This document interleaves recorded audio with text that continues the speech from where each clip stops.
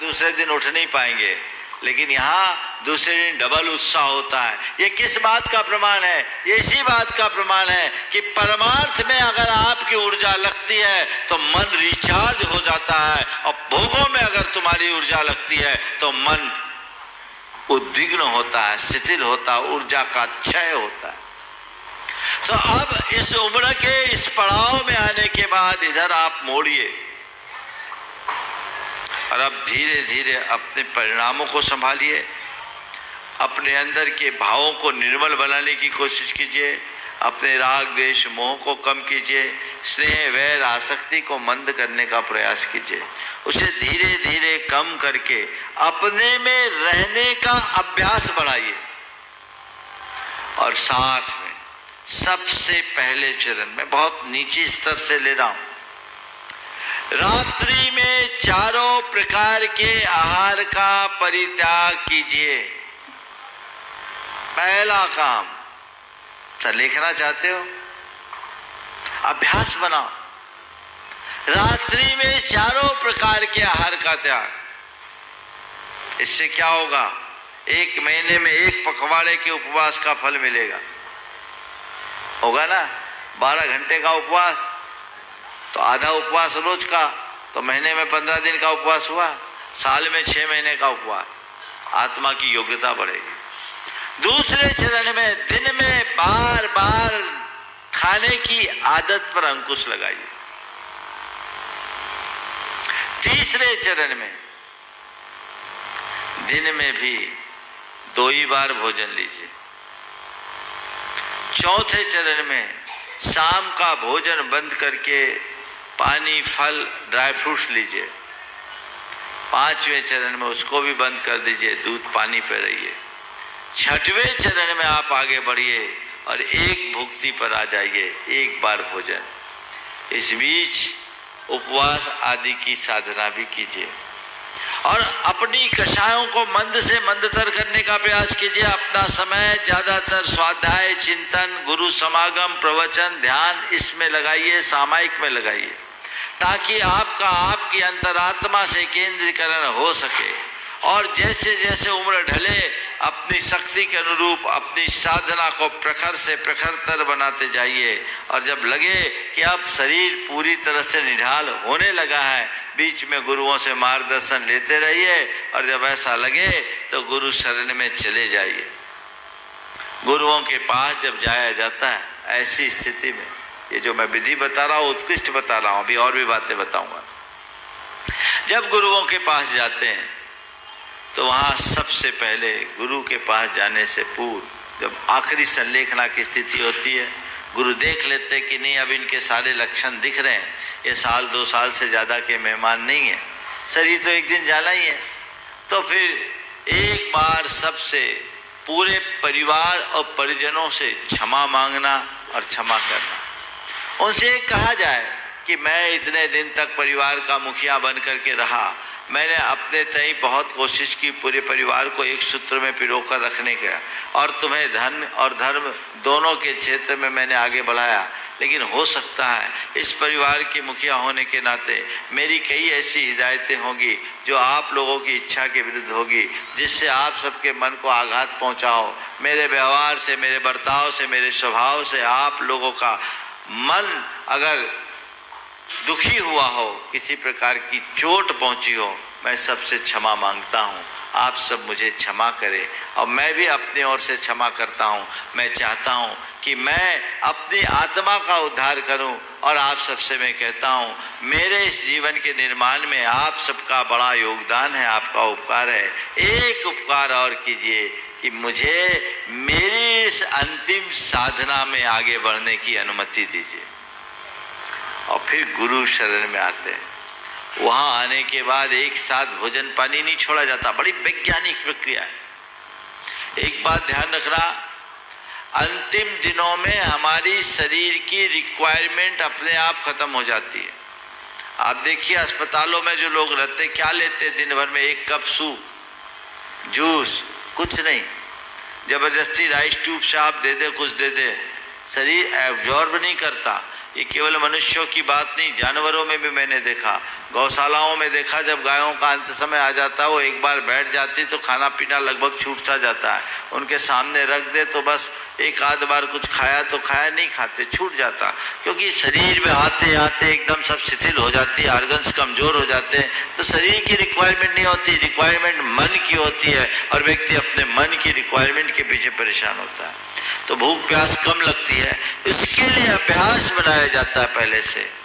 जैसे आज आपको सलेखना लेने का लक्ष्य है, तो आपकी अगर 4 रोटी की भूख है तो धीरे धीरे धीरे धीरे एक अवस्था में, अभी नहीं, धीरे धीरे धीरे धीरे एक एक ग्रास कम करते करते 4 रोटी से आप 1 रोटी पे आइए, और इधर रोटी को कम कर रहे हैं तो दलिया जैसे पदार्थों को बढ़ाते जाइए। फिर धीरे धीरे धीरे धीरे रोटी बंद, दलिया पर आइए।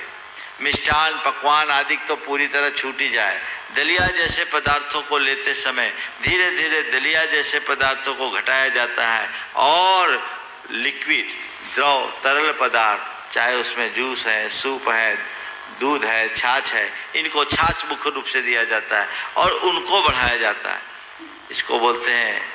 और फिर धीरे धीरे धीरे इसको कम करते हुए केवल जल को दिया जाता है। पहले दलिया बंद करके पेय पे आ गए, और पेय में भी स्थूल पेयों को हटाकर धीरे धीरे जल को बढ़ाते हैं, और केवल जल पे रखा जाता है, और शक्ति के अनुसार उनसे उपवास भी कराया जाता है।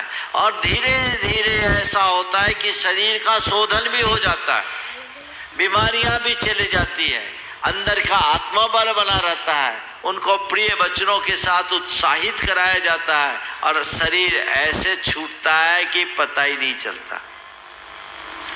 बड़ी सहजता से अस्पताल में रहने वाला 50 प्रकार के मेडिकल एड लेकर के करा सकता है, लेकिन सलेखना करने वाले का केवल उत्साह झलकता है और कुछ नहीं। अगर आपको देखना है तो आप किसी की समाधि देखो।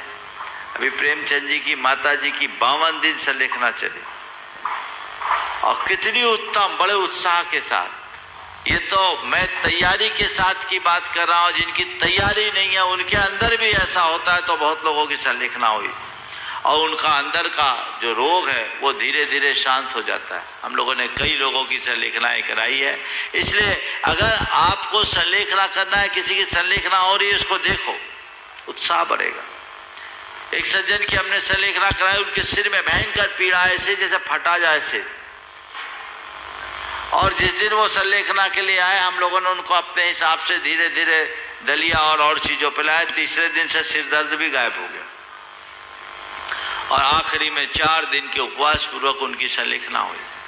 तो ये बहुत बड़ी ताकत अंदर आती है, और इस प्रक्रिया से सलेखना होती है, हर कोई इसको ले सकता है। और मान लो महाराज हमने पहले से ऐसी साधना नहीं की तो क्या करें, तो कम से कम इतना तो रखो, उत्साह अंदर रखो कि मुझे सलेखना करनी है। मैं आपको बताऊं, हमारे संघ में एक सज्जन, एक महाराज थे, उनके पिताश्री बंडा के थे, उनका अपेंडिसाइटिस फट गया, व्रती थे, भावना तो थी, गुरुदेव बीना 12 में थे, 1993 की बात है। अपेंडिसाइटिस ब्रस्ट होने से सब मेडिकल में डॉक्टरों ने जवाब दे दिया, नलियां लगी हुई थी, लेके आए गुरुजी ने साहब, नली वली सब हटवा दी, हटवा करके रखा, और वो 11 दिन तक जल पर रहे। उत्तम सलेखना हुई। सलेखना कराने वाले यदि निपुण हो तो कैंसर जैसी पीड़ा से ग्रसित लोगों की भी उत्तम सलेखनाएं हुई है। आप लोग कैथेटर वगैरह लगा के आते हैं, उसकी भी कोई जरूरत नहीं पड़ती, प्राकृतिक उपचार से वह सब चीज़ें ठीक हो जाती। जिनका यूरिन पास नहीं हो रहा, ठंडे गर्म की पट्टी देते ठीक हो जाती, उनकी सेवा होती, उनकी भैयावृत्ति होती। तो सलेखना की ये बड़ी उत्तम विधि है, इस विधि से काम करना चाहिए। और जिनने जीवन भर साधना नहीं भी किया, वो भी अगर अंत में ऐसा भाव रखे तो उनके अंदर का उत्साह भर जग जाए, तो इस तरीके से अपनी सलेखना समाधि को पूर्ण कर सकते हैं और अपने जीवन को बेहतर और सुंदर बना सकते हैं। ये पुरुषार्थ हर व्यक्ति को करना चाहिए। मन में केवल एक और केवल एक ही भाव रखना चाहिए कि मेरा अंत समाधि पूर्वक हो। हम लोग रोज बोलते हैं मरण समाधि सुदुर्लभ, कर्मों का क्षय हो सुबोध सौखकारी। या दुख खो कम खो बोई लाओ सुवई गमनम समाहि मरणम च। मेरा समाधि मरण हो, तो ये समाधि मरण कैसे होगा? जब उसकी तत्परता होगी तब ना। और एक बार समाधि पूर्वक तुम्हारा मरण हो गया तो इस संसार में 8 भव से ज्यादा नहीं रहोगे। अगर निर्दोष समाधि उत्कृष्ट रूप से हो गया तो तीसरे भव में टिकट कट जाएगा, और अगर नहीं भी हुआ तो ज्यादा से ज्यादा 7-8 भाव, इससे ज्यादा इस संसार में नहीं। तो भाव भ्रमण को रोकने का ये श्रेष्ठ साधन है तपस्या, सर्वोत्तम साधन। ऐसी साधना को अपनाने का उत्साह हर व्यक्ति का रहना चाहिए, और एक ही सोच, मुझे अस्पताल में नहीं मरना, गुरु चरणों में ही अपना शरीर छोड़ना है। जाना तो सबको है ही, लेकिन ऐसे मरना नहीं है, मरते समय भी प्रभु को सुमरते हुए जाना है। तो ये संलेखना है, इसको आत्महत्या कभी मत समझना। ये इच्छा मृत्यु भी नहीं है, आत्महत्या भी नहीं है। जैन साधना में, जैन धर्म में आत्म